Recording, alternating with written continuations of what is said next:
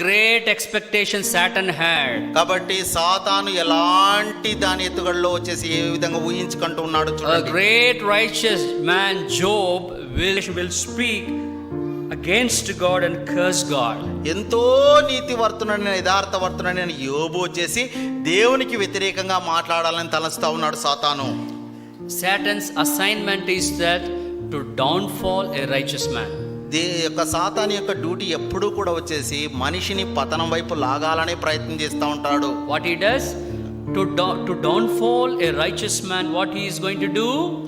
కాబట్టి యథార్థమైన వ్యక్తిని వచ్చేసి కిందికి తోసేయాలని ఏం చేస్తా ఉన్నాడు సాతాను? He will discourage you. కాబట్టి ఆయన నిరుత్సాహపరుస్తాడు. He will harm you.